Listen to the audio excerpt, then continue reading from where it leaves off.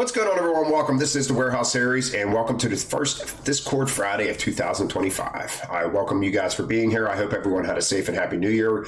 I am a little under the weather, so if I have a lot of edits in here, it's going to be because I'm coughing. First and foremost, guys, if you want to help the channel by donating, I really appreciate it. If you want to check out my eBay store, that is in the link in the description below. Subscribe to the channel and join that Discord. That link is also in the description below.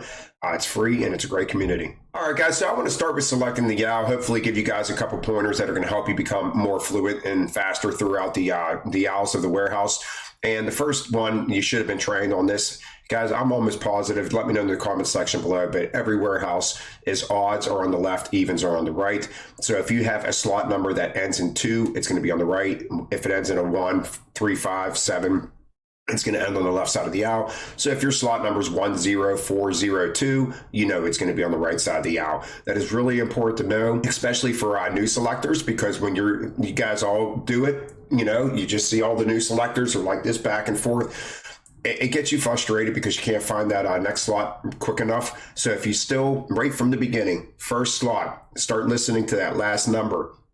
All right, odds left, evens right. As soon as you hear that last number, you should know, okay, that ended in odd. Okay, I'm over here. I'm looking to the left. I don't want to be looking to the right. So remember to do that, guys. And it's also going to help position yourself on the jack as well. If I'm selecting slot 8 and I'm going to slot 17, well, I want to make sure that I hop on the left side of this jack and pull, positioning myself as close to that jack as possible. If you're on the right side of the jack, you might have to deal with another selector. You might have to deal with traffic going back and forth. So it's just a lot easier to make sure that you're positioning yourself as you're jumping on your jack from this slot to go to that slot. It just makes things quicker. And if you think about it, you're doing this thousands of times a day. Well, it's definitely going to save you a lot of time. All right, guys, quantities is something I also want to talk real quick on. Because it's for multiple reasons. One, okay, let's say this is the beginning of the YAL. Usually a lot of things go out heavy at the beginning of the YAL, then you start separating yourself, but then you always get the slots down the YAL that have a lot of items going out. Now, this item might be a seasonal item, so it's going out at certain times of the year, but you've already had a couple orders in this part of the warehouse, and slot 20 has gone out heavy. Both orders so far. I've had 10 to 15 of them, so I'm prepared for another 10 to 15. So you also could prepare yourself on your jack for those products and your positioning, once again, just to make sure that you're positioning yourself on the right side of the YAL. Because, okay, so let's say there's selectors right here. I don't want to come over here. I want to wait patiently in line because I'm not trying to walk back and forth with 10 to 15 heavy cases. I want to make sure I position myself in line and be patient to wait for the person in front of me to move. Because the amount of time that you're waiting for this selector to select this item so you could be next is going to be a heck of a lot faster than you walking back and forth, back and forth, back and forth. Unnecessary steps is going to waste you time. All right, guys, the third thing I want to talk about is traffic. And the reason why this is important as well is maneuvering yourself through traffic. And just, when I say you're trying to maneuver yourself through traffic, I try to tend to tell you to stay on the strong side of the jack. Your strong side. We all have that weak arm. We all have that strong arm. That way you can maneuver yourself through, because when you're maneuvering yourself through people, you don't want to start clipping people and clipping jacks and hitting stuff. And you also, as a selector of the YAL, if you are the person that's selecting and someone's trying to maneuver around you and you're here and someone's here and this selector's here and he says, hey, do you mind if I get by? Just coast your jack back a little bit, make sure no one's behind you, coast your jack back a little bit, let this person go through, and then you move up. The more you guys participate together to keep the flow moving in the YALs, the happier everyone's going to be. And the last thing I want to talk about is 2 feet away from the rack, and that is when you're selecting. Position yourself 2 foot away from the rack. That is going to give yourself enough room to maneuver, to pivot from, selecting from the pallet to the jack, or from the pick slot rather. So it's going to give you enough room to pivot and not stumble over anything. And it's also going to allow traffic to move on the other side of you without you being towards the middle of the YAL holding people up. And I always say within that 2 foot from the rack, if you ever see a stray case or anything, pick it up and just throw it on the pallet real quick on the pick slot pallet. I do it all the time, and it's just going to help people from getting injured in the warehouse.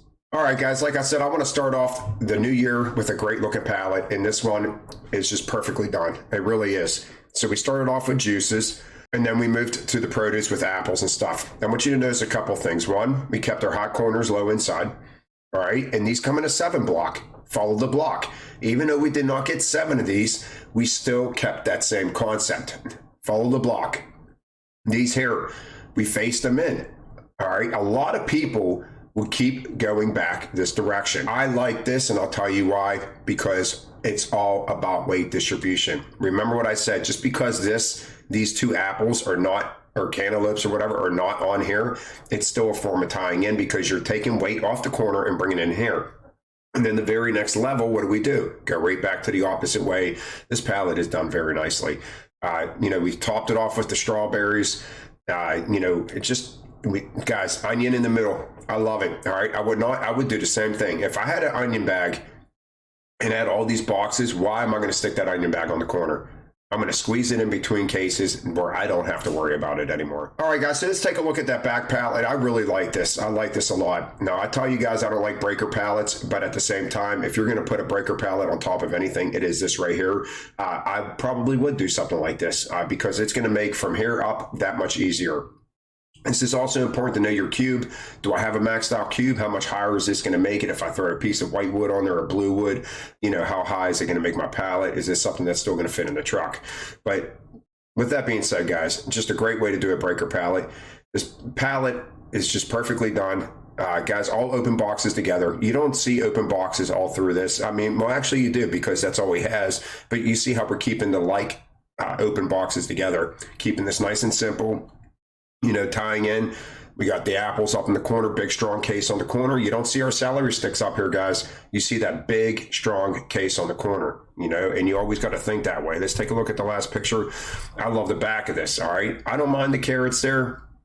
I probably wouldn't have put them there, but it worked out perfect for this person because they were able to come back in and tie in. Remember, guys, perfect tie in. This is tying in right here, guys. Remember, this is tying in. This steps walking towards the middle of your pallet is a form of tying in because you're taking weight, but you want to make sure it's nothing drastic. Like this white box probably would have worked, but you don't want to stick something too long where it's going to start bending. But see how we gradually walked out and then gradually walked out. And then we built a column over here for that to lean on. This is like so perfect. All right, guys, that's it for today. A little choppy and everything. Like I said, I've been battling a head cold for probably about 3-4 days now, if not longer. But I appreciate everyone for joining in today. I hope everyone has a great week, and I'll see you guys in a few weeks.